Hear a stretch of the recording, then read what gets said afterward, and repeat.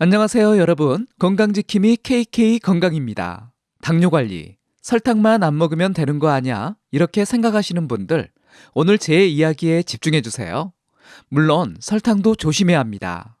하지만 우리 주변에는 설탕보다 훨씬 더 빠르게 여러분의 혈당을 폭발시키는 숨겨진 주범들이 도사리고 있습니다. 특히 한국인의 밥상, 이 밥상 문화가 정말 위험합니다. 오늘 이 영상을 끝까지 시청하시면 여러분의 식단에 어떤 적신호가 켜져 있는지, 그 적신호를 어떻게 건강신호로 바꿀 수 있는지 명확하게 깨닫게 되실 겁니다. 자, 그럼 망설일 시간 없이 바로 충격적인 진실 속으로 들어가 볼까요? 나는 단 거는 입에도 안 돼. 그런데 왜 혈당이 높지? 이런 분들 혹시 밥, 빵, 면 이런 음식들을 주식처럼 드시고 계시진 않나요? 밥, 빵, 면의 주성분, 바로 탄수화물이 문제입니다. 탄수화물, 우리 몸에 꼭 필요한 에너지원이죠. 맞습니다. 하지만 탄수화물에도 종류가 있다는 겁니다. 특히 우리가 즐겨 먹는 하얀 쌀밥, 부드러운 밀가루빵, 쫄깃한 면, 이런 것들은 정제된 탄수화물입니다. 이 정제된 탄수화물은 소화 과정에서 아주 빠르게 마치 설탕처럼 당으로 분해됩니다. 그럼 혈당이 어떻게 될까요? 당연히 순식간에 치솟겠죠. 아니, 밥 한 공기가 설탕보다 더 해롭다니 말도 안 돼. 이렇게 생각하실 수 있습니다. 하지만 밥 한 공기에 들어있는 탄수화물 양은 각설탕으로 치면 10개, 아니 그 이상과 맞먹는다고 생각하시면 됩니다. 더 무서운 건 밥은 보통 짭짤한 반찬과 함께 먹는다는 거죠. 짠 음식은 식욕을 돋우고 밥을 더 많이 먹게 만듭니다.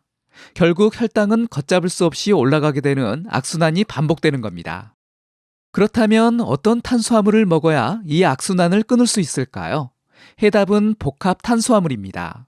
현미, 귀리, 통밀, 이런 통곡물들은 겉보기에 거칠고 투박해 보일 수 있지만 우리 몸에는 보석 같은 존재입니다. 통곡물에는 식이섬유가 풍부하게 들어있어서 소화가 천천히 이루어지도록 돕고 혈당도 완만하게 아주 착하게 올려줍니다. 흰 쌀밥 대신 현미밥, 흰 빵 대신 통밀빵, 이렇게 작은 변화만으로도 여러분의 혈당 그래프는 훨씬 더 안정적인 곡선을 그리게 될 겁니다.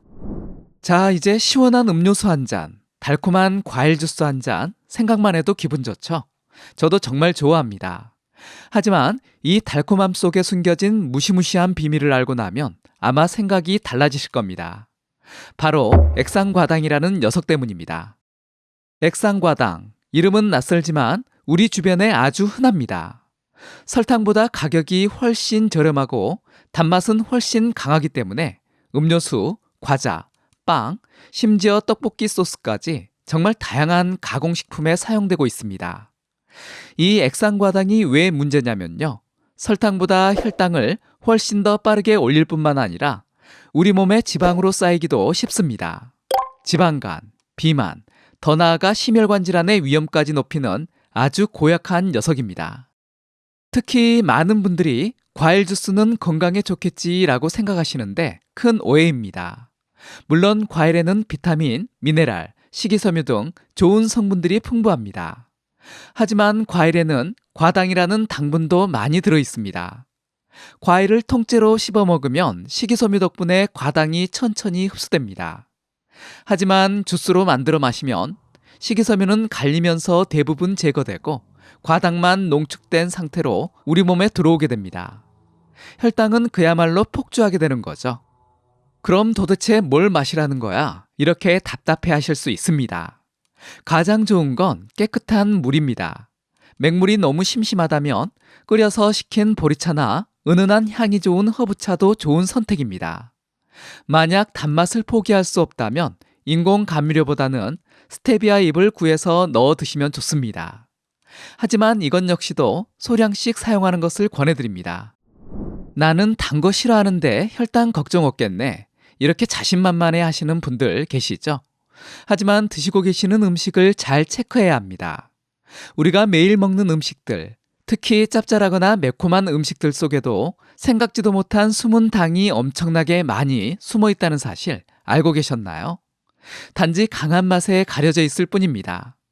예를 들어볼까요? 샐러드에 뿌려 먹는 드레싱, 고기 먹을 때 빠질 수 없는 케첩이나 바베큐 소스, 심지어 한국인의 소울푸드, 김치에도 설탕이 들어갑니다. 아니, 짭짤한 음식에 웬 설탕? 이렇게 놀라실 수 있지만 사실입니다. 이런 소스류는 맛을 내기 위해 우리가 상상하는 것보다 훨씬 많은 양의 설탕을 사용합니다. 또 하나 주의해야 할 함정은 저지방, 무지방이라고 표시된 식품들입니다. 지방을 줄이면 당연히 맛이 없어지겠죠. 그 맛을 어떻게든 살리기 위해 설탕이나 액상과당을 더 많이 넣는 경우가 허다합니다. 건강 생각해서 저지방 우유 마셨는데 알고 보니 설탕 덩어리를 마신 셈이라니 정말 억울한 상황이죠. 이런 숨은 당의 공격을 피하려면 어떻게 해야 할까요? 가장 확실한 방법은 식품을 구매할 때 뒷면에 있는 영양 성분표를 꼼꼼하게 확인하는 습관을 들이는 겁니다. 당류, 액상과당, 옥수수 시럽, 말토덱스트린, 이런 당 관련 성분들이 얼마나 들어있는지 두 눈 크게 뜨고 확인해야 합니다. 그리고 가급적이면 당 함량이 적은 제품을 선택하는 것이 현명한 방법입니다.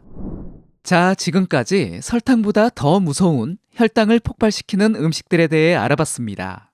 이제 어떻게 하면 이 위험한 녀석들을 피하고 건강하게 혈당을 관리할 수 있을지 그 실천 방법을 알아볼 차례입니다.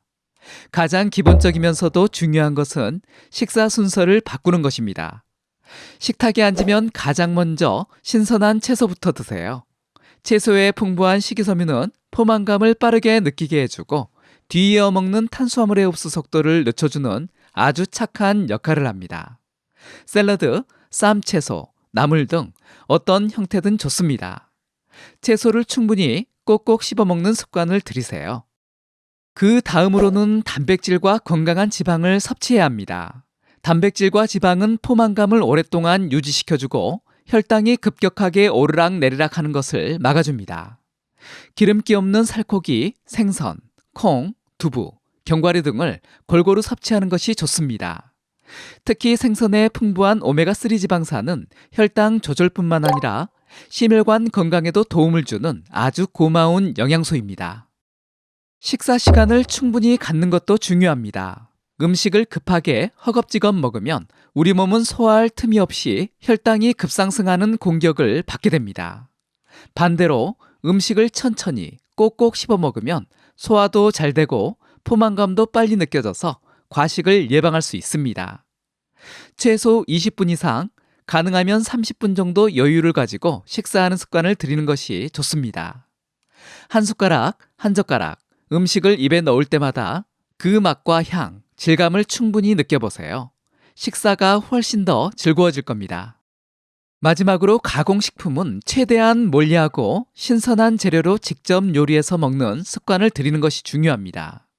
가공식품에는 설탕, 액상과당, 나트륨, 트랜스지방 등 우리 몸에 해로운 성분들이 너무나 많이 들어 있습니다. 물론 바쁜 일상 속에서 매번 직접 요리하는 것이 쉽지 않다는 것 잘 알고 있습니다. 하지만 주말에 시간을 내서 밑반찬을 만들어 두거나 간편하게 조리할 수 있는 건강 레시피를 활용하는 등 조금만 노력하면 충분히 실천할 수 있습니다. 그리고 식후에 바로 앉거나 눕는 것보다는 가벼운 활동을 해주는 것이 좋습니다. 거창한 운동이 아니어도 됩니다. 10분, 15분이라도 동네 한 바퀴를 산책하거나 집안일을 하는 등 몸을 움직여주면 혈당 조절에 큰 도움이 됩니다. 여러분, 오늘 제가 알려드린 내용 조금 충격적이었나요?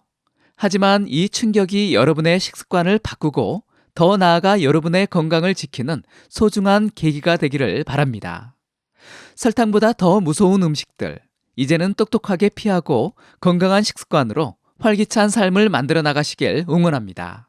다음 시간에도 더욱 유익하고 알찬 건강 정보로 돌아오겠습니다. 감사합니다.